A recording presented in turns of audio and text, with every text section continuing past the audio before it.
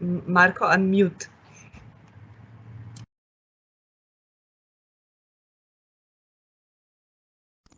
Sorry. Dear AmCham members, esteemed state and business representatives, dear friends, welcome to our virtual event hosting international tourists when and how. A truly international event made possible thanks to a joint effort of AmCham Slovenia, AmCham Croatia, AmCham Greece and AmCham Montenegro. My name is Marko Miločević and I am the Executive Director of AmCham Montenegro, and I have the honor to give opening remarks and briefly guide us through the agenda. We have prepared for you two very interesting panels. The first panel consists of esteemed government representatives responsible for tourism, and the other of esteemed business representatives from the hotel industry. My dear colleague Aisha Vodnik, the Executive Director of AmCham Slovenia, will moderate the first panel, and another dear colleague, Andrea Doko-Jelušić, the Executive Director of AmCham Croatia, will moderate the second panel. Aisha and Andrea will give us more information about each panel participant and I'm sure moderate very insightful discussions. Between the two panels, we will have our dear colleague Ilias Spitunias, the Executive Director of AmCham Greece, who will share with us his thoughts why tourism matters so much. Of course, during the whole event, I invite you to be active and ask questions using the chat function. We are living in challenging times when exchange of knowledge, solidarity and joint coordination are key values. I'm proud to say that AmChams in Europe, an umbrella organization that gathers all our respective AmChams, is among those organizations that share these values and that is showing the real value of a business network in both creating bridges among businesses and between businesses and decision makers. Today's virtual event is witnessing that by giving us the possibility to have a truly international event on a hot topic for all our countries. Having said that, and without further ado, I wish all of us a very interesting discussion, and if I may say so, Aisha, the digital floor is yours. Thank you so much, Marco, and a warm regards from Slovenia. I always say that the only country in the world with love in the name, and let this be held in this regard. We really hope that sooner or later we will all visit each other countries and that we'll still be back. What we say it's normal. We hope that it will be possible to visit all the beautiful places of our respective countries. And I'm really happy that today we have excellent panel as already announced, and with us I would like to really warmly welcome from Croatia, Mr. Zdenko Lucic, State Secretary, Ministry of Economy and Entrepreneurship and Crafts. From Greece, Panathinaikos Diakonopoulou, Director General of Tourism Policy, Ministry of Tourism. From Montenegro, Damir Davidovic, State Secretary at the Ministry of Tourism and Sustainable Development, and from Slovenia, Mr. Simon Zajc, State Secretary at the Ministry of Economic Development and Technology. And I'm really happy that you are with us. We all know that the sectors that you're covering are really under attack. Only in EU, they say that it will be more than 6 million jobs lost because of the current situation. And we know that for our countries, it's really important. Tourism as a sector for Montenegro and Croatia, it's more than 25% of GDP. From Greece, around 21%, and in Slovenia, 12%. So with that, the question that we are all asking ourselves, and I would be really happy if we can ask also the state representatives, is basically the season is already here. The 2020 season is happening without having any foreign tourists and without having any basically domestic tourists. And with that, what do you expect for this year and what do you expect for next year? Will things be better? And if you agree, we will go first to Croatia and let's hear from Mr. Zdenko. Mr. Zdenko, please give us your insights. Okay, thank you very much. Actually, we have separate ministry for tourism. I'm a State Secretary at the Ministry of Economy, Entrepreneurship and Crafts, in charge for investments. And investments in tourism are a great part of our investment portfolio. So we are interested also as investment destination to see tourism reactivate as well as the other parts of the economy. Regarding the expectation for this season, so as it looks right now, talking with colleagues from the Ministry of Tourism, if we reach around 30% of the last year revenue, will be on a good track, but hopefully we hope that our biggest markets will perform better in fighting Corona crisis, and that will have positive effect on Croatian tourism revenue, and also on the other sectors as well. So we expect the recovery of tourism to be meaning from the levels of 2019 to have it in 2022, hopefully sooner, but the expectations from the Ministry of Tourism at the moment are like this. We have. Thank you. For now, maybe if we move to Greece, and the same question is, of course, there 2020 and 2021, what are the expectation is Greece, Mrs. Panagiota?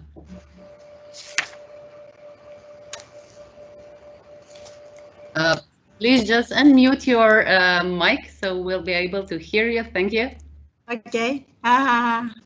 Hello. It's a very honor for me to be with you and to discuss with you about a very crucial issue that we try to cope with and to face in this difficult situation. But 2020 will be a difficult year for the world tourism community, EU and Greece. Tourism makes up as much as 18% of the country's annual gross domestic product. Also, tourism employs about 20% of the workforce of about 4 million people, with some over 1 million people working in the sector. That has enjoyed a string of record seasons that was critical for the economic and austerity crisis. In 2020, before the pandemic, a significant rise was recorded with foreign tourist arrivals, increasing by 20% in the first 2 months of 2020.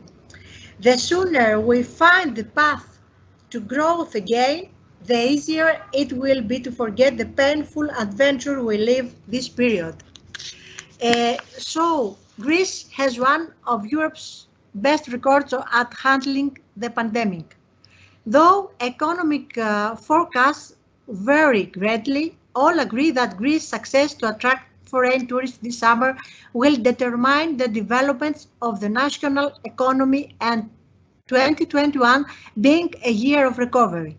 In this respect, we are working towards reactivation of the whole range of travel and tourism activity in order to have a significant pickup next year by capitalizing on the reputation of the country in handling the pandemic, so as to generate the tourism receipts Greek tourism made last years. Thank you. Thank you so much for now, and we'll move to Montenegro. Mr. Davidovic, we hear some optimism for 2021. How is in your country for this year, and what do you expect for the next year? Well, thank you. And first of all, I would like to use the opportunity to say hello to everybody and to say that I look forward to have a situation to finally meet in person, as we mentioned before the start of the conference. Well, I have to tell you that I'm a bit more optimistic than the last time we talked, for the sole reason that a number of measures and the developments that we see on the key markets, key emission markets for us, have been developing in a positive manner more quickly than we have expected. I fully agree with the estimates of the previous two colleagues, from Croatia and from Greece, what they said, and it's going to be a very difficult year. I would say that we will have a two-tier, situation we can put it in like two different situations. One situation for Montenegro is the region. Information that we have so far that, of course, it all depends of the virus and the borders and so on. But if during the second half of June the borders are open, I do not expect to see a great drop in the numbers from the region. The most important emission markets for us, Western Europe, of course, we are closely observing the situation, and definitely there is going to be a significant influence for that. And I agree with what colleague from Croatia said. I am expecting that next year it's going to be we are not going to be on the level of 2019, but I think 2022 is the year that we can count that we will be on the level of 2019 and maybe even stronger. As you know, Montenegro is the last country in Europe that got the coronavirus. We are currently on the streak of some 14 days that we did not have a single case. So I fully also agree with my colleague from Greece to say that really the region, I see the potential in the entire region, our Adriatic coast, that we can really say that it's a safe destination and it will add to the quality of our image. And I think that it's really going to be up to us to use that in the future times. By my opinion, how we see the situation here, how we reply to this situation, which is extremely complicated and unique so far. But how we reply to that, what messages do we send to the emissive markets, how satisfied they are with the standards they see here, I think that is going to be something that is going to influence a lot in the next 5 to 10 years. And that depends, are we going to see the full recovery in 2021, 2022, or if we make wrong decisions, any of us, because this is the kind of problem that is very fluid. So if we do not make any kind of mistakes, I believe that the region can return more strongly than we expect right now. Thank you very much. And now I'll go to Slovenia, to our esteemed State Secretary, Mr. Zajc. So, Mr. Zajc, what do we expect here in Slovenia for this year and for 2021, when we can expect the full recovery? Well, hello to everyone. Thank you for the question. I think that predictions are always really hard to make. There are just too many ifs. If this question was if I were asked about this prediction a month and a half ago, my answer would be that we will see the drop in tourism in Slovenia from anywhere from 50% to 70%. But now, when we have been really successful in coping with virus and also with the measures that we have already taken, and some of the measures are still in the process of adopting them, we believe that in Slovenia we will see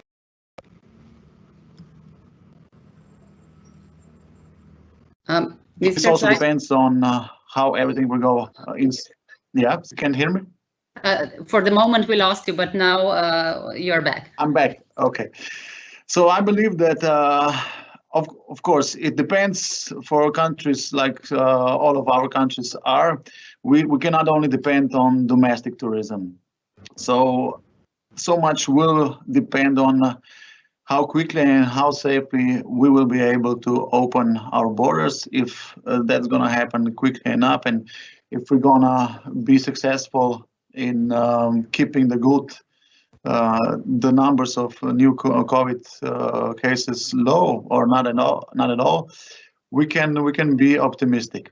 In Slovenia, we think that we're going to reach the level of 2019, which was the record year for Slovenia, in 3 to 5 years. But we'll see how fast we can get there. And with that connected, of course, the question goes to all of you, is the measures that our respective countries are introducing to help the tourism. We all know it's really important sector, not only for the GDPs of our countries, but also for employment. There are many SMEs connected and family businesses with tourism. There are multiplicators of that. So maybe if we can just go now first to Slovenia, and I'd like to ask you, Mr. Zajc, what are the measures that Slovenia is introducing in order to help our tourism? Well, we have already adopted 2 anti-corona packages. The first package was mostly about trying not to lose too many jobs. For the tourism, what we have introduced also was for the self-employed, we gave them every month €700 just to keep them alive. We didn't want to lose those self-employed. And also for the tourist agencies, we introduced the vouchers. That was also one measure for tourism to keep the agencies alive, and also to keep the also already paid packages still valid in the future. Regarding other measures, they were put in place for all the economy, of course, and the second package was mostly directed into the liquidity of the companies. Now, in the third package, we are trying to look forward. So some of the measures from the package 1 and 2 will be still in use, but what we are introducing now is how to boost domestic tourism. We are introducing a voucher for every citizen of Slovenia, 200 euros for citizens that are 18 years and above, and 50 for children. With this measure, what we are trying to do is to boost domestic tourism. We are aware that only Slovenians will not be able to save our tourism, so therefore the opening of the borders is still very important. But with this Slovenian tourism, we can at least have the percentage of the tourism that the drop in tourism that we were expecting previously. So if we were previously expecting 70% drop of tourism, we are now hoping that we can do that. We can downsize it to 30 or 40%. Thank you so much. We'll move now to Montenegro. Are there any special measures in place in Montenegro, especially dedicated to tourism, and how will you help your country tourism sector? Well, so far we have adopted 2 sets of measures. The first one, of course, it was immediately, I think it was 2 days after the first case in Montenegro, because of course, because of everything that happened around us, it was obvious that the industry is going to have a serious challenge in front of them. And that was focused on the same manner, to the way to create stability with credit lines and so on, and to send a message and to open the possibilities for companies, not to be too exposed in the forthcoming period. We have also introduced a moratorium. We have obliged the banks that they had to accept the moratorium for any client that choose to take the moratorium. And some 53% of the credit lines in Montenegro, number-wise, were under the moratorium. It lasts 3 months. Then at the end of April, on 30th of April, and there were some other things. On the 30th of April, the credit line in the first set of measures was some 120 million euros. Currently, then on 30th of April, we had a second set of measures. We focused on to provide additional help to the companies to keep their workers and so on, and we have accepted to pay for some more than 100,000 employees in Montenegro a minimum wage for 2 months. What we are working on right now is a third set of measures, and for example, but in these measures with regards to the salaries, we took the approach that they were limited to 250 employees in Montenegro. But for the hotel industry, that limit was raised, or any hotel company in Montenegro could have applied for this benefit. Now we have a team from academia, from institutions, from financial sector, and so on, who is working on the third set of measures. It's the first challenge that we see, having, in connection to the previous answer to the questions of all of us, having in mind what kind of how much smaller the income is going to be this year. What we see as a challenge is really to provide them a new credit lines for the liquidity. So to make sure that we were speaking about 2021, to make sure that they all here who are healthy can wait until 2021. We are working on restructuring of the existing credit lines with the banks, with our investment fund. We are developing the model of the vouchers, like the colleague from Slovenia just mentioned, for our citizens to see what kind of model are we going to apply, and so on and so on. And what is very important over there is really that huge part of this, we are expecting that to be officially proposed, actually sent to the government by the beginning of next week. And after that, we will continue work really on development measures, because this has changed the playing field for all of us. All the strategies that we had before, I would say that, they are good and everything is great, but on the other hand, we need to adapt all of them for these kind of possibilities. So the group is going to continue to work and try to provide in some midterm medium term, to propose the measures and to implement the measures in the medium term, which are going to be more oriented toward development in accordance with all the I would say principles that we have right now and all the expectations that we have. Thank you so much. Before we move to Greece, I'll just mention that we already have many questions in the Q&A section, and if anybody would like to ask some questions, please do it, and we'll try to get some answers. So if we go to Greece, what are the measures that the Greek government is introducing, and how will you help to your tourism? Yes, a variety of measures have been introduced in order to support tourism. The government has approved measures, monetary measures like financing of the prices in the form of return advance payment to deal with the reduction in turnover and payroll and not payroll costs estimated at around 1 billion euro. An additional almost 2 billion will be exploited from the Special European Fund for actions to support liquidity, employment and workers' incomes. Workers whose labor contracts are temporarily suspended received EU 800 euro in compensation in early April, while the state will cover their social insurance and health contributions.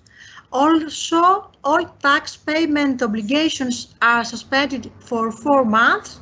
This measure will cover around 500,000 workers at a cost of around 400 million euros. The Greek state will immediately pay all state arrears to the private sector. Banks will present interventions and measures covering enterprises and individuals, along with financing instruments to support liquidity. Extraordinary financial support for exceptionally operating tourist accommodation is provided in order to deal with the problem of massive cancellations of tourism services as the result of the COVID-19 pandemic. An ordinance was stipulated allowing the professionals of the sector to propose that the reimbursement be replaced by a voucher, a possibility opened by the European Commission. All educational units supervised by the Ministry of Tourism offer the opportunity to their students to continue from home through a distant learning platform. This opportunity also refers to further education and training programs addressed to people already working in tourism. The Ministry of Tourism, the National Tourism Organization and the local administration are given the opportunity to conclude supply and service contacts with Marketing Greece with direct assignment in order to implement programs and actions of promotions, advertising, communications and public relations in Greece and abroad, with a view of addressing the negative effects of COVID-19 in the Greek tourism. The operational plan of the Ministry of Tourism being in process also includes put in place hygiene protocols for the reactivation of tourism activity, further measures to support tourism businesses, tight diplomatic cooperation with countries with a similar overall epidemiological risk profile, an updated marketing plan, cooperation with tour operators and airlines so that Greece remains at the top of the world tourism map, and actions for social tourism to boost domestic tourism demand. Thank you. Thank you so much, and we'll go last but not least to Croatia. So what are the measures that you're helping with the tourism? Okay, so as many governments in Europe and worldwide, we adopted at the moment 2 big sets of measures, one in March, one in April, with total estimated worth around 8 billion euros. The goal was, so there was 2 or 3 couple important aspects we wanted to cover. One was to preserve the liquidity and boost the liquidity of the enterprises. The second one was to preserve companies and preserve jobs. and all the measures went mostly in that way. Plus, we liberated or exempted of paying the most of the taxes. So all costs, or almost all costs, that covered so-called cold running or usual operational costs of companies have. So through Croatian Bank for Reconstruction and Development and through Croatian agencies for small and medium-sized enterprises, we provided liquidity loans and state guarantees. Loans starting for the operational capital, starting with interest rate of 0% or 0.25% up to the period of 5 years. Also, we introduced or expanded the loan guarantee scheme to, of course, to tourism, to exporters, to all fields of economy that were affected directly or indirectly affected by this corona crisis.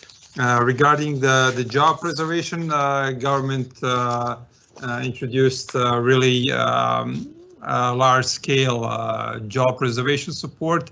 For the salaries in March, the fee or the compensation was around 430 euros and per person, and it was increased to 530 euros, a direct grant for each workplace created or preserved. And on top of that, there are overheads on the salary of around 300 euros, which per worker, which were also paid by the government. And this amounts to around 300 million euros per month needed in order to keep this support. So this is in a nutshell. There are many. There are more than 90 measures, but not to exhaust you with each one. And we're looking for the measures needed in the future in order to preserve the economy and preserve the workplaces. Thank you, Mr. Lucic. We got many questions. We'll start with one from Slovenia. Mr. Andrej Božič is asking, do you think that tourism in the big hotels will be still possible in the way that we had them till now, that we could have it till now? And what about spas? So maybe I'll turn to Mr. Zajc with this question. What do you think? How will this go? We have for the next 30 minutes really interesting panel of the CEOs of the hotels, and they will definitely also share their views. But maybe, Mr. Zajc, what's your view?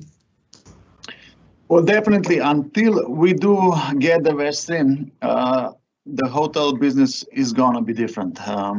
Many measures will have to take place, and right now in Slovenia this week we are preparing the new Corona standards for hotels and for spas. That definitely means that fewer people will be able to stay in the hotels, and of course the cost of running of the hotel will be the same or even higher. So we really wish that the vaccine would come as soon as possible. Otherwise, there's going to be much more difficult to have a good and successful hotel running in these circumstances. Thank you. We'll move to Croatia, to Montenegro now. We have a question from Bernati B. He's the Honor Consul of Montenegro in Lyon, in France. So he sets two sets of questions. The first one would be, do you think that will be all possible to compensate the lost season with another fourth season? And do you think that with all of this, people will move to the places which are not that visited? So does this mean an opportunity for people for more, let's say, mountaineering and all of that? So what do you think will happen if we go to you, Mr. Davidovic? Listen, we expect that some trends, of course, are going to be changed, and that is obvious. But I think that we are still, early in this process. So we are all hopefully on the way to putting this we have put it under control in our countries as Mr. Zaid said, we are also working on the standards, we are adopting procedures, and so on and so on. I think that in time, what this issue is going to be really is the standards and implementation of the standards. I think that is going to be the bottom line, for the sole reason that, you know, we will have to find the ways for the things to function. As I told you, we have good interest. It's very difficult to talk about interest, having in mind the Montenegro that we still, together with our Institute for Health, have closed borders. And of course, we are working with them on to try to open them in certain phases. I'm sure like more or less everyone will do in between the region or the countries or in accordance with the recommendation of the European Union. But I do believe that this is going to be, unfortunately, also in time, probably the situation. This is my personal opinion, that, you know, we will learn how to live with. And there are certain standards that will need to be implemented. We will have to change some of our behavior, which is typical for this region, you know, to be welcoming, hugging, kissing, and I don't know what. So we will have to change that a little bit, but I think it is possible. And as time passes by, it's not only us, the institutions, the hoteliers. I think, you know, the tourists will be helpful with this. Usually from the ministries, when we would like to implement some new standards and so on and so on, you know, even if you agree with the industry, sometimes tourists are not happy with what have you introduced, or they find it complicated, the time consuming, whatever. But on this side, with this situation, we have the possibility to have institutions on the same side together with the industry, and I'm sure together with the tourists or the visitors who come to our countries. So I do believe that the trends will change. We do expect to see more visitors on the north of Montenegro. That is going to be extremely beneficial for us. We were working this year. We were a partner country in Stuttgart because we wanted to send the message that we promote the active tourism in Montenegro. And Slovenia is an excellent example of what Slovenia was able to do with the mountains and the natural beauty that you have. So we have a lot of natural beauties in the Balkans, all of our countries and other countries that are not with us today. And I believe that we should explore these kind of possibilities. We have invested a lot in the north of the country. The projects that are now being constructed in Montenegro, they will more than double hotel capacities on the north. So yes, we do expect a lot from that. The number of people who are, you know, providing this kind of rural tourism has quadrupled in the last 18 months. So we do expect to see that, and it's going to be beneficial. It's going to create more jobs because in Montenegro, the north of the country is a little less developed than the south of the country.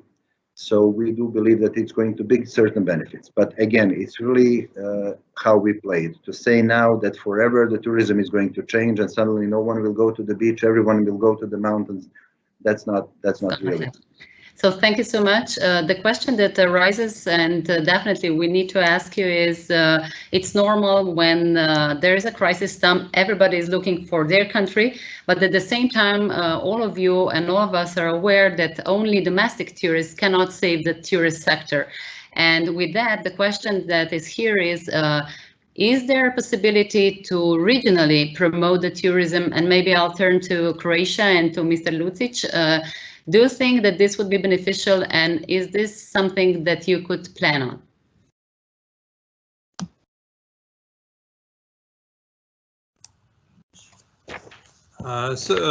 Can you repeat the last part? You said what would be beneficial?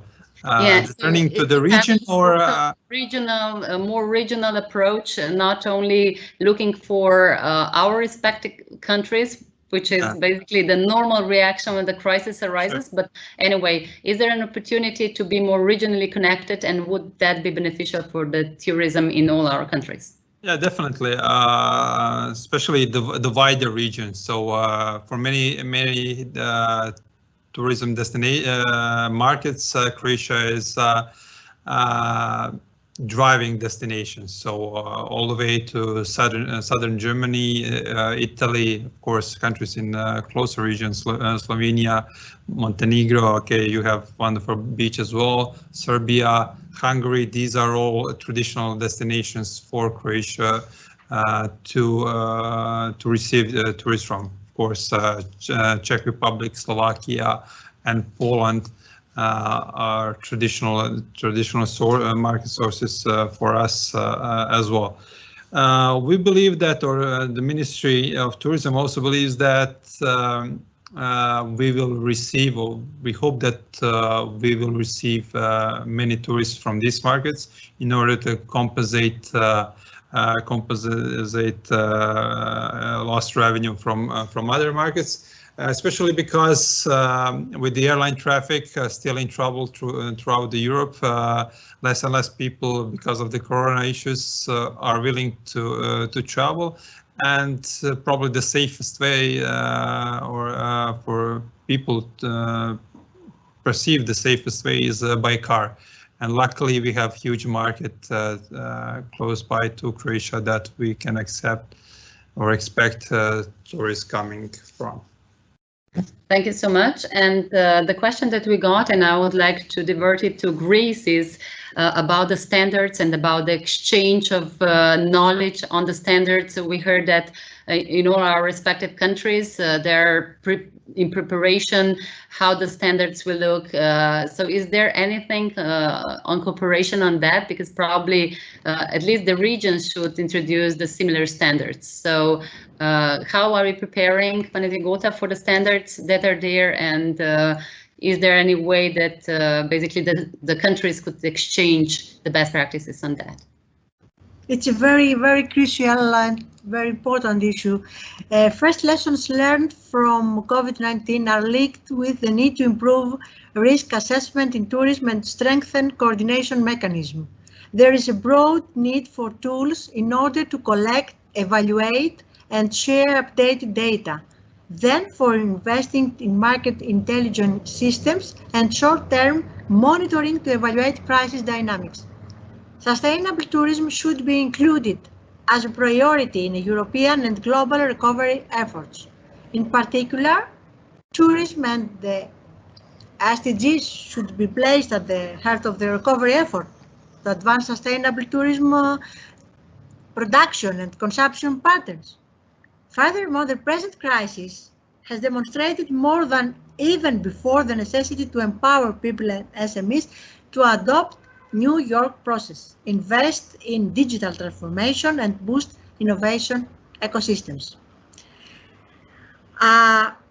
To ensure sustainable tourism growth, the challenges for which cooperation and best practices exchange are beneficial are optimal destination management, sustainable conservation and management of natural and cultural resources, reducing the seasonality of demand, addressing the environmental impact of transport linked to tourism, and improving the quality of tourism jobs with the collaboration of all stakeholders.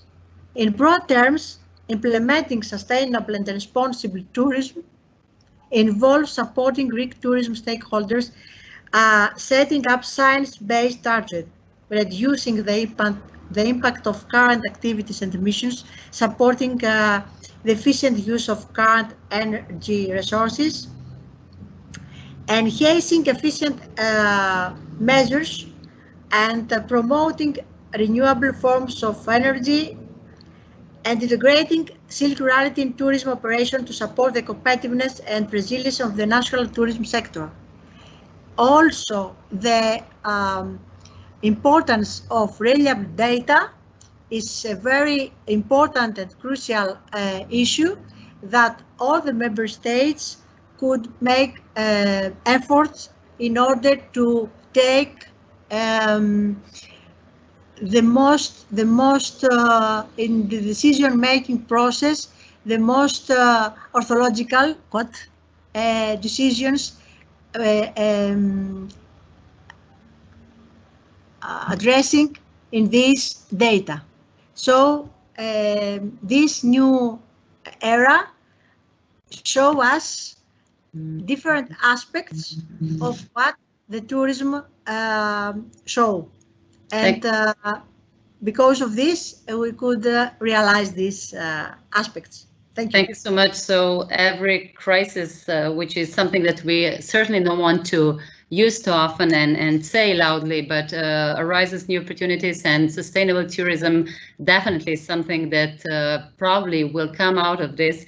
And now my really last question that was also posed, of course, people would like to travel, would like to visit our beautiful countries. So we can go last round and just asking, when do you expect that the borders will be open and when it will be possible to visit the countries? So maybe we go first to Slovenia. Mr. Zaid, so what is the expectation? Well, the border with Croatia is already open. I'm glad that already happened. We expect in June that most of the borders with countries that have COVID under control will open. Of course, it is important that the protocols are set in place, that people living in the home to go to the destination know what they can expect, and that they know that they're going to get to their destination safely and quickly. We believe that that is going to happen in June. Thank you so much. Montenegro, what's your expectation?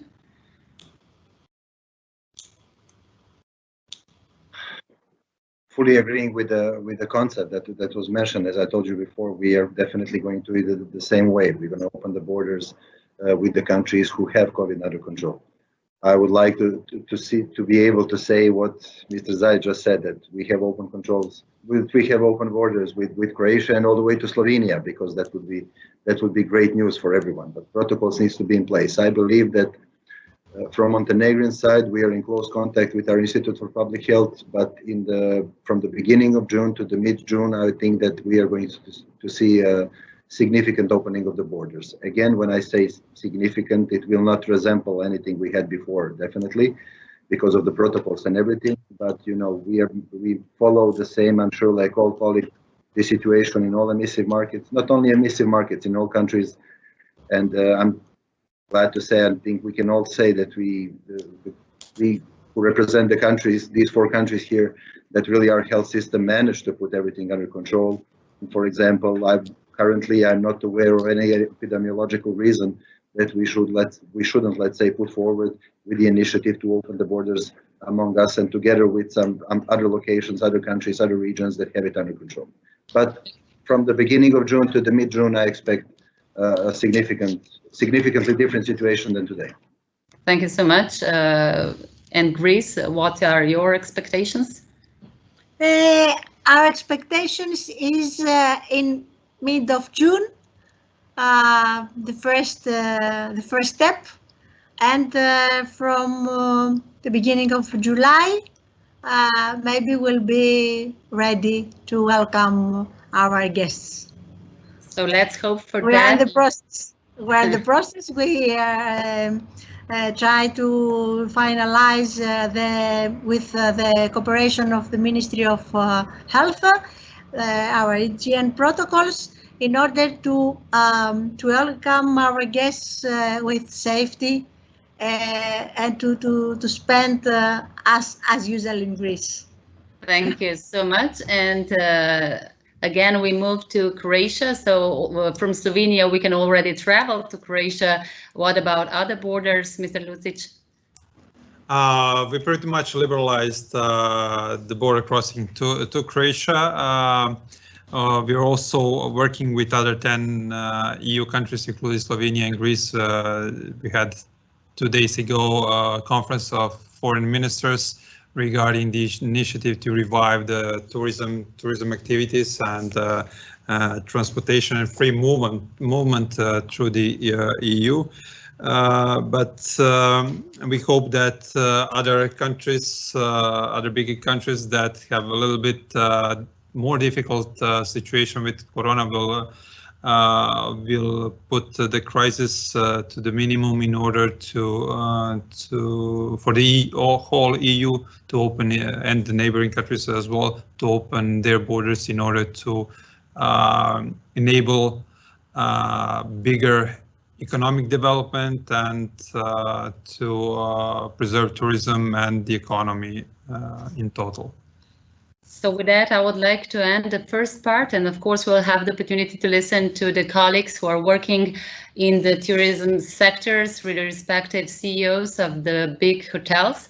I would really like to thank you for your time. I know you are really busy. I hope that the exchange, but especially opening of the borders and visiting all your beautiful countries will be really possible really soon, and that we'll learn a lesson that sustainable tourism is something that we need to adopt and of course work through.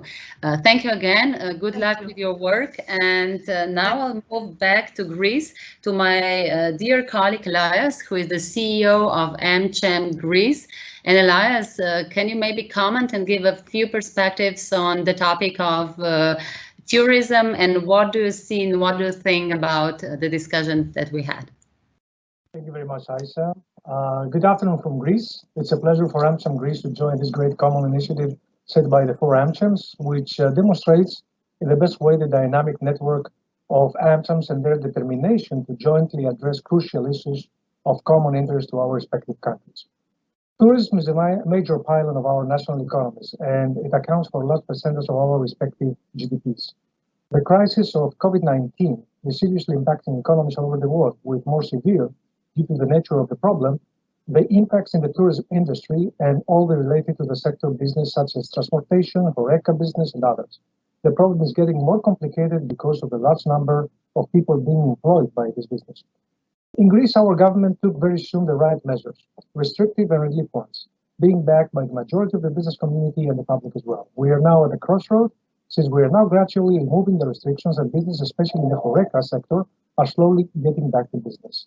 Definitely the tourism sector will get a serious hit, and the hopes here in Greece is how we can limit the damage by capitalizing on the very good image and performance of the country during the crisis and try to utilize the months of July, August and September the best we can. Of course, all this depends on the safety protocols and other frameworks that will dictate the way that hospitality services will run in the next period. Without further words, for the hospitality services, we have a panel of business representatives with high expertise who will enlighten us about it. And our panelists are Mr. Gregor Jamnik, General Manager, Best Western President of Hotel Association of Slovenia and member of National Committee for the Republic of Slovenia, Mr. Karl Diekman, General Manager, Regional Hotel Portal from Montenegro, Mr. Stefanos Odoridis, President of our Tourism Committee in AmCham Greece and Managing Director of Tennis Reserve, and from Croatia, Mr. Josipa Juperlan, Cluster General Manager at Hilton Hotel Zagreb. And the panel will be moderated by my counterpart in Croatia, Andrea Goko. Andrea, the floor is yours. Thank you, Ilias. Warm welcome from Zagreb. Good afternoon, ladies and gentlemen, and thank you, Ilias, for introducing our guests. After we have heard from government representatives, it is now time to hear how the hotel industry sees current situation.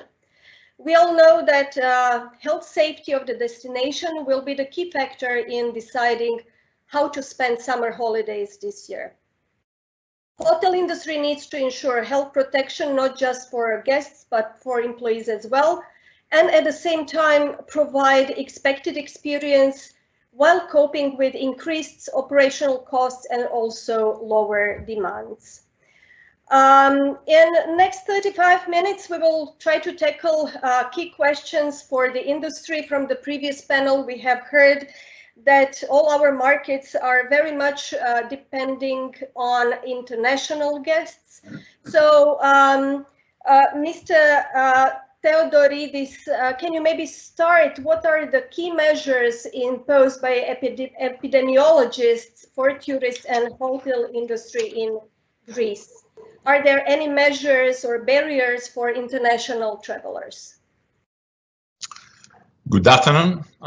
Once again, congratulations for such a great initiative. I think it's always a good idea to exchange ideas with experts and officers around our neighborhood. What was the measure? The measure was that, from the very beginning, the whole of the country has been locked down, all right? Hotels has been locked down. There were serious restrictions on moves unless you had to go to your doctor, to the nearby hospital, to the supermarket, and yet even with a special message to be sent to a specially created for that purpose platform. So the tourist business was down by almost 98.5%. Since the mid of March, we had to close down the one after the other all our hotels. And of course, we started implementing all the standard measures that I heard before from the previous panelists around social distancing, washing our hands in every single, opportunity, and, wearing masks, and yet avoiding any kind of social kind of gathering or transportation or whatever. The one that affects the most our business is, of course, the complete lack of flights, only very few flights and only on special purpose. So this is that was the key measure, I would say, that there is not any more flights available within countries, and of course, as a result, there's no tourism right now.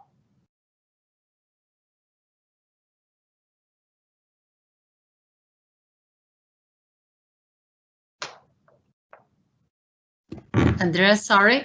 Yeah, sorry, I was muted. So, Mr. Jamnik, what's the situation in Slovenia? We have heard that the border with Croatia is already open. Are there any guidelines for travelers or for guests that you will receive in Ljubljana or other cities in Slovenia? Well, as said before, Slovenia is heavily dependent on international tourism. Slovenia's domestic tourism cannot save Slovenia's tourism. We heavily depend about 75 to 80% on international travelers. We had to close our hotels on the 16th of March, and since then we still have been closed, zero income and a lot of fixed costs. So it is quite a nightmare, but there is a light in the end of the tunnel already, because we could already open smaller hotels below 30 rooms. And there is a rumor, but not officially, that we will be able to open large hotels next week. We have already implemented safety standards and measures for restaurants, bars, hotels, but not yet gyms and spas. This is still being in place. When these two finish, we will have everything under one roof, and we will be able to fully open also large hotels with wellnesses. The one thing that strikes us the most is, as said before, is zero flights into Slovenia. We also closed our international airport, the one and only Ljubljana International Airport. We don't have our national airline. For instance, Croatia still runs with Croatia Airlines one daily flight to Frankfurt. So Croatia is still connected to the world. Slovenia is completely disconnected from the world. Well, as there is a light in the tunnel, we just opened the border with Croatia. However, this does not help Slovenian tourism. It does create a demand for Croatian tourism, because Slovenians are, I think, number 1 or number 2 tourists in Croatia. So it is a very good business for Croatia, and I'm really happy, because I think somewhere you have to begin in order to thrive the region. And what really bothers me is that we are really one of the safest countries of the world in regards to COVID situation. As well as Croatia is, and Greece, and Montenegro as well. So we are the safest region actually of the world, and this is our advantage, and we should start from here. I don't understand why Austria is so, maybe I'm being political now, but Austria does not want to open borders yet with Slovenia, but they did open borders with Slovakia, with Hungary, with Czech Republic, with Germany, and they remained closed, fully closed border to Slovenia, which is a safe country. And I totally understand that they are closed with Italy because Italy still struggles with COVID. So we need to make this pan-European cooperation and collaboration more active. And I really think that national protectionism of Austrian tourism is just something that should not be there, and it's also against all the Schengen rules. So I think this strikes us the most. In regards to implemented safety measures, they are pretty much similar from one country to another. What I really dislike is that my staff needs to wear a mask when talking to the guest. I think we are in hospitality business. I think the most important thing is to smile to your guest, and the face gestures are really the most important and the key figure to successfully host our guests. So I think we are now fighting against this wearing masks indoors in Slovenia by our staff, and to exchange it with how do you call this plastic shields, where you can clearly see the face, but the face is still protected. So I will not go into other details, but we are not, maybe this is also very important. Some colleagues of mine are saying, yeah, you're exaggerating with these hygiene issues. We should do the minimum only. We will get into trouble with costs. We will not make profit with extreme hygiene. I tell you, the hygiene is the new luxury of hospitality business. So we will actually exaggerate with that. We will do much more that is needed and prescribed by the state or by WHO just in order to obtain the guest trust and to make them feel relaxed and happy. Thank you. Thank you for now. We will come to the potential change in processes later a bit more in detail. Mrs. Jut Fedlan, I know that our Institute for Public Health issued very detailed instructions. So what's the situation in Croatia? And is having the open travel lines or airlines with the world a big advantage for Zagreb and Croatia right now? Do you feel this impact? Hello, everyone. Well, yes, we for sure we implemented all measures that were of course advised. It's not illegal, it's advised from the government.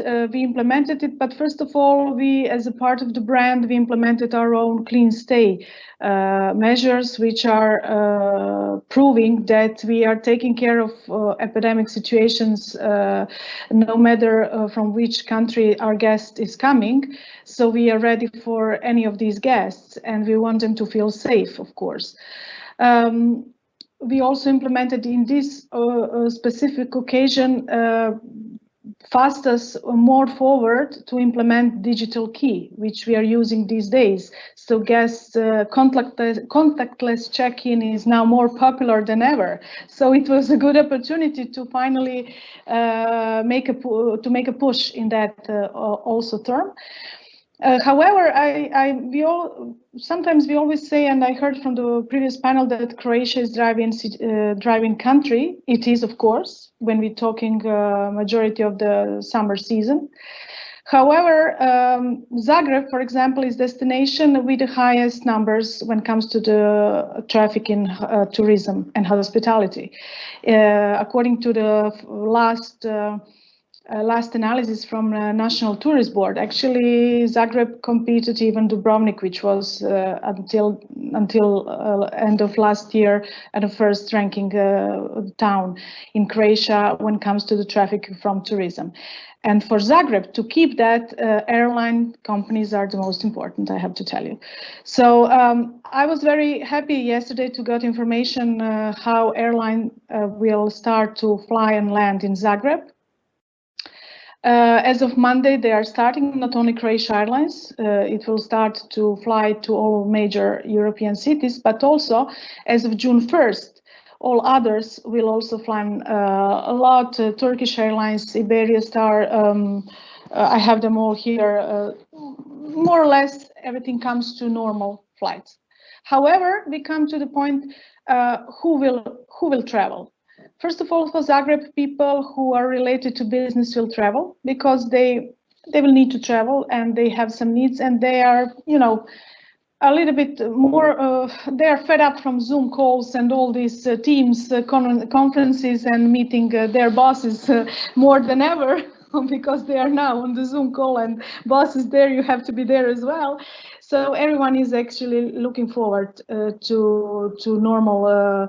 Although we are having social distancing, everyone is looking forward to socializing. So in live. As of next week, we have also some demand for meetings, and which we are very happy to hear. And I think that if we would have this panel a month in advance, I'm sure we would make completely different and even more positive conclusions. Mr. Dickman, when we talk about these measures imposed by epidemiologists, are there barriers or very difficult and demanding measures that you have to implement in Montenegro? Well, the situation in Montenegro, good afternoon, first of all, to everyone on this panel. Delighted to be here with you from Montenegro. The situation in Montenegro is still very fluent, whereas the neighboring countries such as Croatia, to a certain extent, Serbia, as of yesterday, to a full extent, have really opened borders. Montenegro is still closed. On the 15th of March, Montenegro closes borders, and because of very quick, very decisive reactions, with a full lockdown of the country, I do believe I can say that Montenegro really dodged a bullet. We only had a total of 335 cases, out of which 9 deceased. So the country really is on the way to become the first COVID-free country. Despite that, the government is still very cautious to reopen borders. We don't have a firm date yet. As of yesterday, private jet arrivals into Podgorica have been enabled. The maximum there is planes with 10 seats and a negative COVID test prior to departure within 48 hours. So we're really not sure yet as to when Montenegro will open. It will have to be, as Damir said, somewhere between the 1st and the 15th of June. Which then also we rely on the government measures as to what has to be implemented. This has not been to the full extent communicated yet. We as Regent Port Montenegro are part of the Intercontinental Hotel Group, so we have very clear international standards which we adhere to. However, if there are standards, local standards, which supersede our brand standards, then these will be implemented. I'm a bit ambivalent as to the season this year, because Montenegro has been really successful in containing the virus. We'll see what happens once the borders are open and which measures will be implemented here. But it also depends on the country of origin.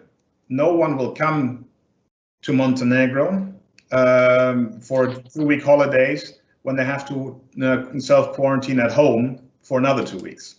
So it will really be a very challenging season this year, especially for us since we're highly dependent on the seasonality. I think health and safety will become the new norm. That's why, similar as to our Slovenian colleague, hotels will go overboard in regards to health and safety measures, cleanliness. That's why it becomes really important to create new differentiators. Health and safety will become a new norm for everyone. So we really have to see how that goes. The first steps in Montenegro have been taken. The restaurants and bars were able to open, which means that our outlets are open. However, the hotel operations are still closed. And I'm really looking forward to hopefully opening first week of June. Great. Mr. Theodoridis, as we have heard, hygiene is in focus, and we are wondering which kind of experience we can expect in hotels during this season. Can you tell us what kind of internal processes do you plan to change or implement to be compliant with anti-corona measures? Yeah, of course. Look, we are still waiting, and probably later tonight, our Minister of Tourism is going to announce the very specific protocols that are going to be applied for this summer vis-a-vis the corona case. Although we do expect that there will be, all the standards that we have followed so far regarding extra special cleaning on all hard faces, special, protocols around, our associates wearing face masks, gloves, and this and that. I think our counter, colleagues here, they have mentioned that the hygiene and health and safety is going to be the new norm, if not the new luxury. That's exactly true. Our hotels are franchised from Marriott. Therefore, Marriott International has launched a huge program called the Global Cleanliness System, and they have a very particular way of, going around each and every single piece that any guest is going to come in touch or to interface.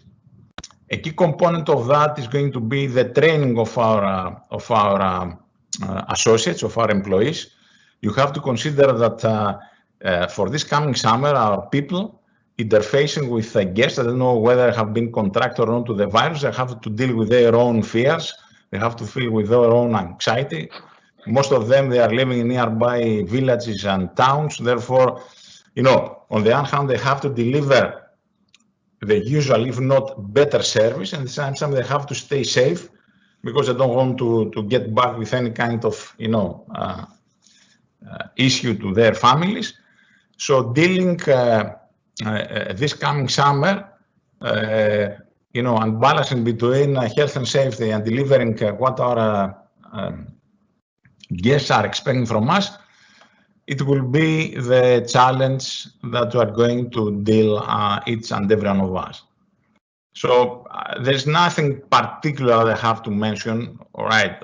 But I think we will provide and we will apply all the protocols that the World Health Organization is requiring, plus additional protocols that Marriott, I assume the same is true for any other brand in the world, they're going to ask for.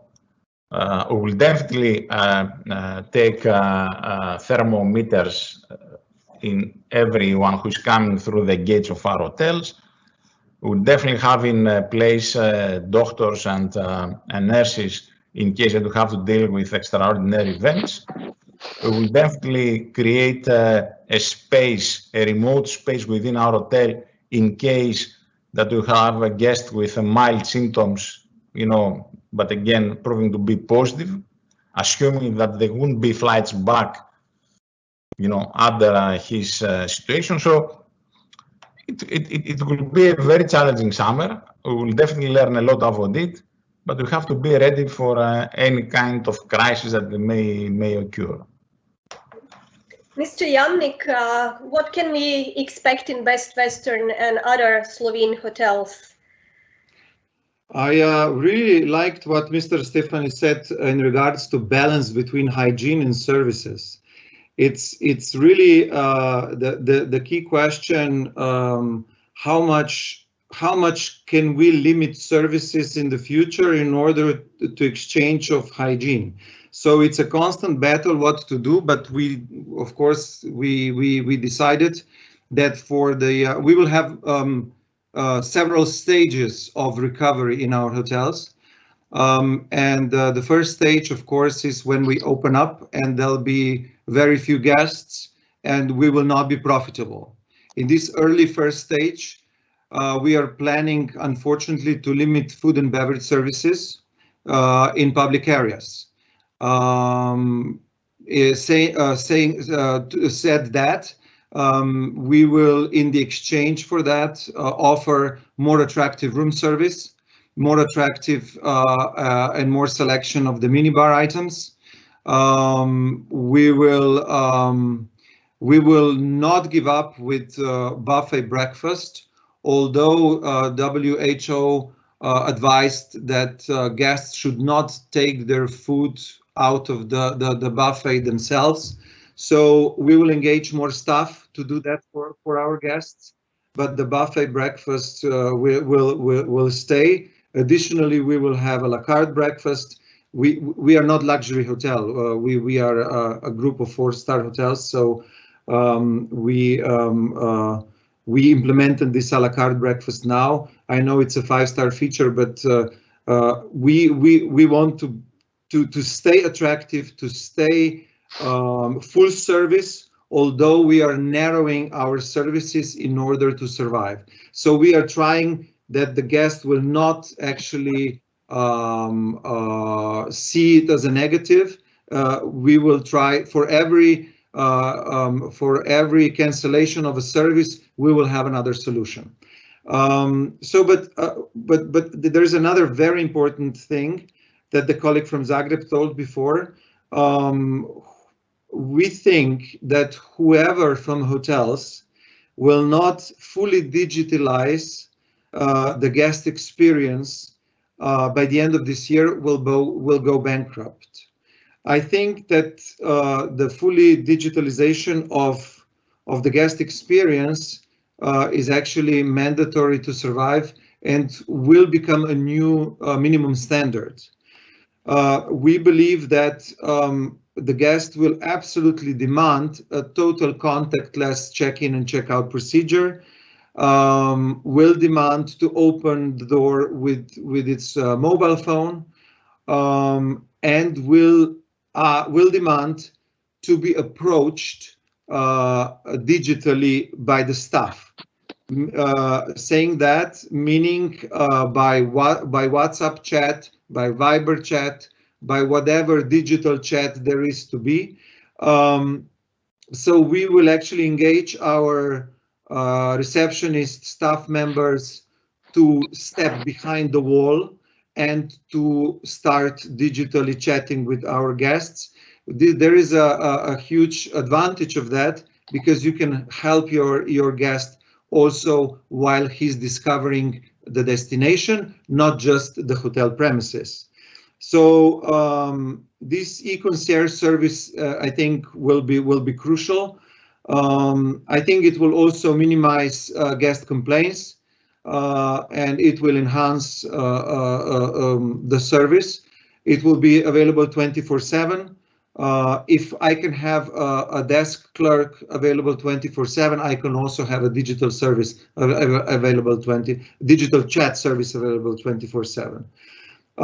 So this is going to be the first stage, and I hope that we will survive to the next one. Mr. Dickman, is this also the direction that you are looking to digitize? And how do you plan to change or adjust your processes to this new normal? No, this is absolutely right. What our Slovenian colleague said, the it's really important to manage the guests' expectations, and the guests' expectations are changing because everyone is experiencing in his private surrounding a whole different way of interacting with people, and this will have to come into your way of traveling as well. It is not only the arrival at the hotel which will change completely, it's also the way of getting to the hotel, the way of traveling in general, and we as the hotel will become much more the point that they're really looking forward to arriving to than before, where travel was the experiencing, it was the experience, such as a nice business class, even first class travel, that will change completely. So we have a much larger responsibility now to create a safe haven for our guests. Similar to Stefanos, we are part of a large corporation, so we have introduced the IHG way of clean, which is very similar to what Marriott did together with Ecolab and Diversify. I'm not going to go into the details of that, but it obviously involves a lot of different cleaning products, a lot of different ways of cleaning, and the training. And this is really the most important part of it, is really to get the staff on board, because they are the ones who have to deliver that. I can't do that myself as the general manager. I am relying 100% on the buy-in of every single one. And as Stefanos correctly said, they deal with their own fears, they deal with their own anxieties, because they are exposed to people who they've never met before. So we really need to create not only a safe environment for guests, but also for staff, even more for staff, in my opinion, because they will be the ones who are representing the brand and the destination. That's why we will be going out and testing our staff, not only from a marketing perspective to guests to create that it is a safe environment, but to create a safe environment for our staff members. So we'll have a monthly testing together with the whole development where we're located in Porto, Montenegro, and this is really something that I think is one way of differentiating us from others. From an arrival perspective, you just need to think about the disinfection of the luggage, the limousine service, all of these things which are really going to change. And I have to admit, for every one of us, it is a steep learning curve. Do I know exactly what it's going to look like on the 5th of June when we hopefully reopen? Well, sort of, but not in detail, and it will continue to be a learning curve for us as to when we are actually opening, because things will still change on a daily basis. New regulations will come in, learning curves will really start spiraling, and we need to be, as always, very, very quick in reacting, and hospitality industry has always been. Mrs. Jut-Fedlan, what are Hilton's plans for these internal processes and their adjustment? Well, as I said, we already implemented. So we open a hotel, DoubleTree first and Garden Inn, and we will open the third one very soon. So we implemented all these measures, and the digital key is already in place, and the guests are using that. And we are communicating very proactively with all our clients and regular guests. And we just actually, they also just wait borders to be finally open or flights to be finally again in traffic. So I'm sure that with this, what is happening, it is something what really frozen everything, not just our businesses but our lives as well. But now I think we are even more smart than we used to be 2 months ago. And I'm not afraid that this lockdown will happen again, what someone is talking about for the next autumn or winter. Because I think that we will learn how to live with this virus, and something what we learn from that is to stop it on time, and also to isolate it where is necessary, to do it immediately, not to let it go through the whole people, through the whole nations. So that is something what is very important. However, tourism and hospitality, they're reliable on people. Whatever is threat for the people, it's threat for our business. So what shall we do? Shall we just shut down our hotels? Shall we just not talk about this? I'm not sure. Of course not. I'm very positive. This year is not a year which we can make plans or budgets. You know, we just rip apart our budget for this year, and we even take off the columns comparison to the budget because it's not normal to do it this year. This year is important year to adjust to the new normal. It's important here to give confidence to our guests and clients that we can live with that and we can operate and we can serve them safely. And also, it is very important that I have to tell you, I think we never had such a good communication. It doesn't matter, sometimes it's better, sometimes it's worse regionally, because we are all in this problem, not just the Europe, but the whole world. So it really helps us all to bond more, to be more aware how we are depending on each other, countries and business. And that's why it is very important that we start to let it go, this fear, and start to be more positive and push the business as much as possible. Thank you, and let's see how we see the season. Mr. Theodoridis, summer season is already approaching.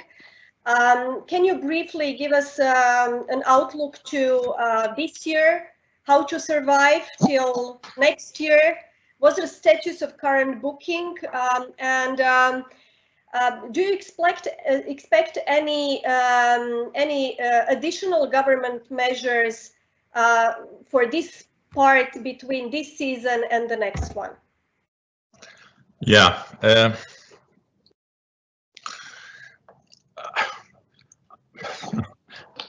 You know, it's very difficult to make any kind of prediction at that point in time, all right? Because whatever I'm going to say, I have put another, 3, 4, 5 ifs or disclaimers there. They are going to have all the flights. Are the, a vaccine or a potential effective solution to this virus is, going to happen over the next few months? Are people going to overcome their fears and to travel as much as in the past?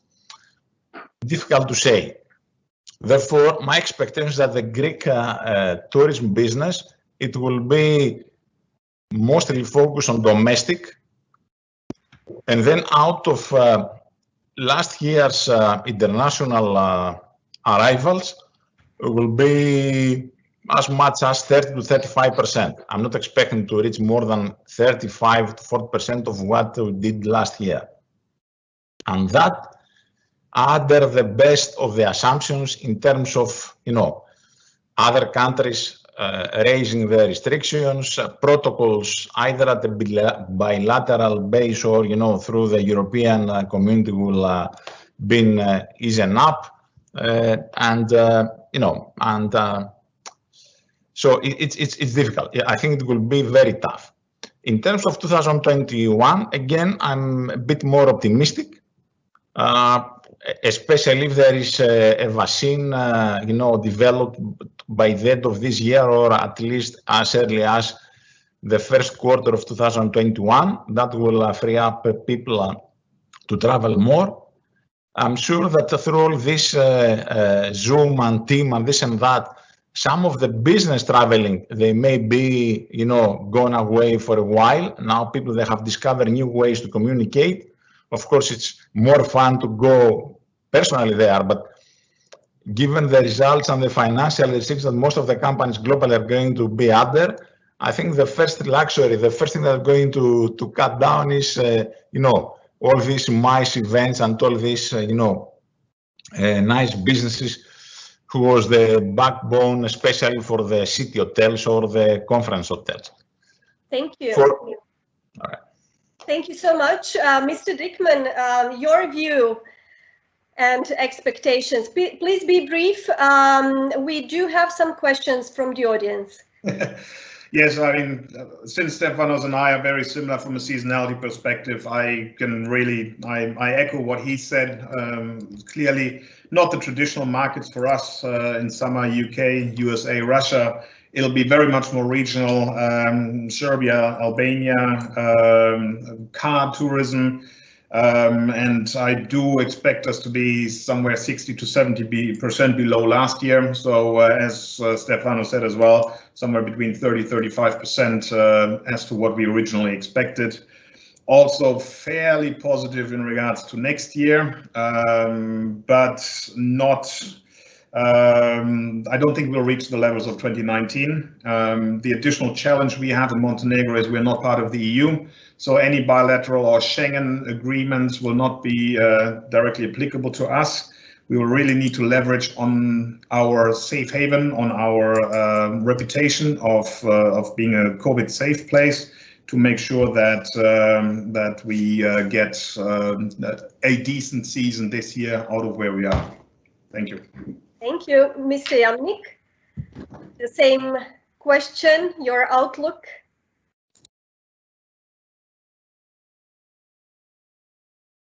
Can you please unmute your phone, your mic? You are muted. Can you please unmute? Is that fine? Yeah, excellent. Okay. Thank you. Okay, sorry. So yeah, we in Slovenia we lost almost all our top markets. We were heavily dependent on Italy, Great Britain, United States, Asia. We are now trying to maintain the German-speaking markets and the Balkan region. So we totally need to adjust to the new market. We totally lost in Slovenian city hotels MICE business.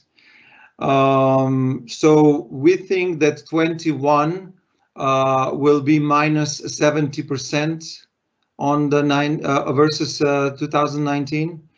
And we think that if the virus is contained, like similar to our situation here in the safe COVID countries, we predict next year minus 30% versus 2019. So I think our figures are pretty much the same everywhere. We don't see a full recovery by 24-25. Especially because of total collapse of the airline industry. Because if there are no flights, the hotels will not be full. Yeah, we see the future in, I hope, easing the measures. We don't see another lockdown anymore. I think if the second wave comes, it will be minor and we will be more prepared. We do see micro locations where there will be the virus will be spread and hopefully quickly contained. So we don't see such a vast wave that the first one was. We see a very slow recovery, but it will be a steady recovery. So I hope for a good future. Thank you. And very briefly, Mrs. Jutfedlan, your view. Sorry, I have to excuse myself.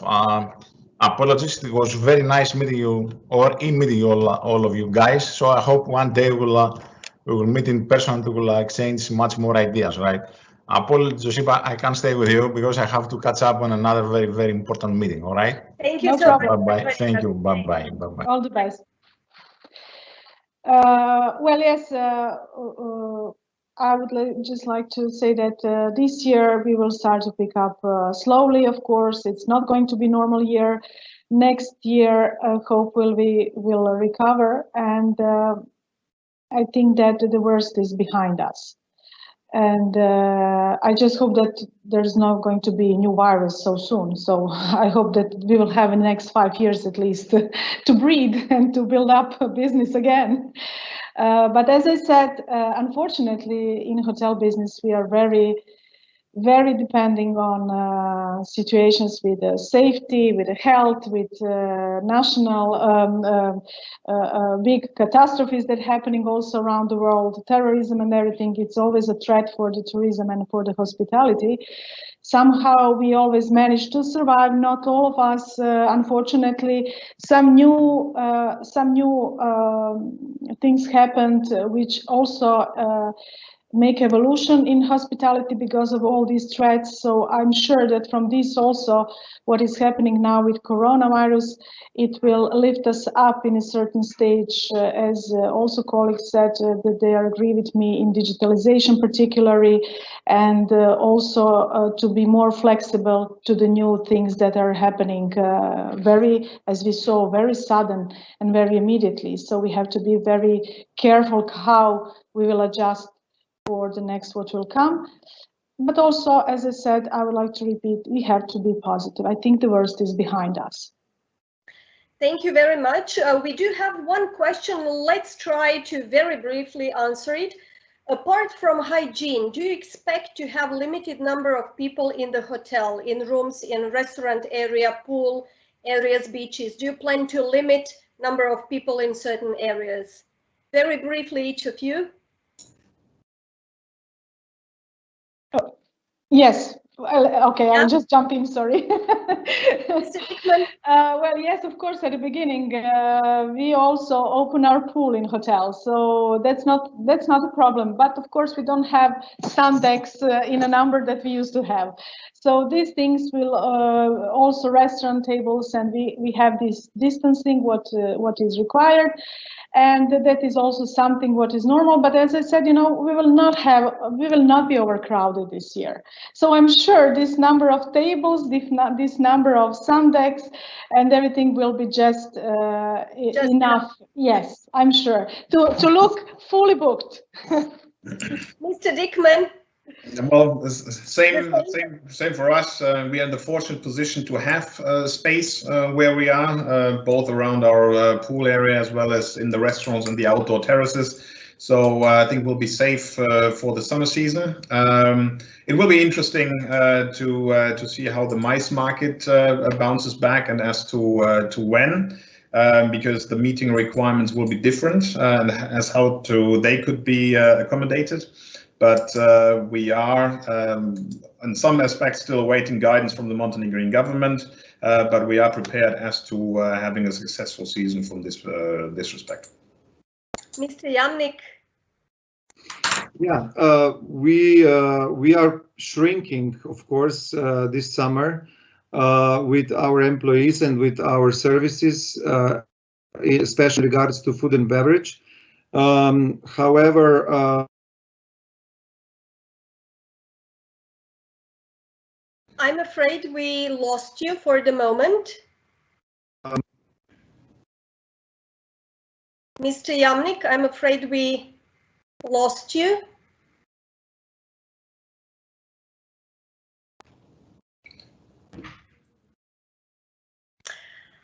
I'm afraid that we will have to conclude here.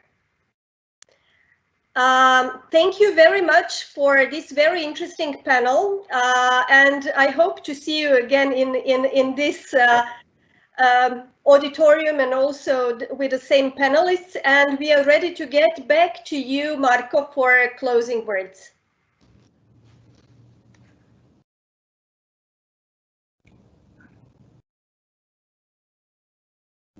Am I back? Mr. Jamnik? Yes, I'm back. I'm sorry, there was a glitch. I was disconnected. Yeah, please just close briefly. I'm sorry that we lost you for a few moments. Yeah, I'm sorry too. No, I just think that we see a full recovery in autumn, and we will employ everybody back. So we're in good spirits. Thank you. Excellent. Thank you so much, and I wish you all to have a good season in these circumstances.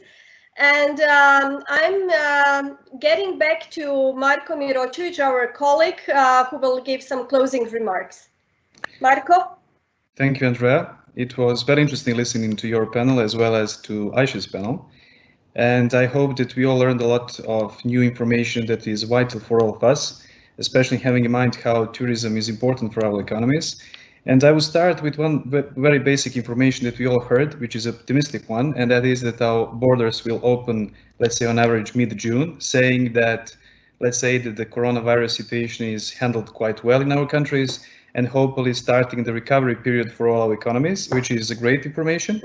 But of course, we all expect that the protocols, safety protocols will be imposed. So this will change a lot the situation, a lot basically how hotels and other touristic offer companies are handling the whole situation, having in mind that the number of guests are going to be definitely lower. And of course, the expenses of running the business are going to increase most probably because of these safety procedures. So we heard also that the expectation is that, at least from the government perspective of different countries, is that this year is going to go down by 30 to 40% compared to the previous year, with expectation to recover next year, or in the case of Slovenia, in the 3 to 5 years period. But we also heard from the business perspective, from the hotel side, that the expectations are more pessimistic, saying that 60 to 70% is the expectation that basically this year is going to amount like 60 to 70% less than the previous year. And actually, what has to be said is that all this suggests that we all have, even though having this exchange of information, we are living in a very uncertainty period. And exchanging the information and basic experiences, know-how, best practice or whatever is essential and vital in order to make, let's say, predictions as better as possible, especially having in mind let's say the realistic situation that my colleague Mr. Dickman pointed out, that it's going to be a very steep learning curve for all of us. So that's why we all encourage to have as much as possible of this kind of exchange of information and best practices, and especially bringing together public and private representatives, to exchange views, because only together we can try to go through this situation. And I would also say that we can conclude that digital is definitely the way to go, whatever happens. I would say that we all received a huge boost in terms of going much more digital and with digital transformation in all sectors, and also in the touristic sector. So AmCham will always be here for you. I basically really would like to thank, first of all, the participants for sharing with us all this information. And of course, I would like to thank to all our colleagues from AmCham, and basically for making possible this gathering together. And hopefully this will not be the last one. Thank you and have a nice day.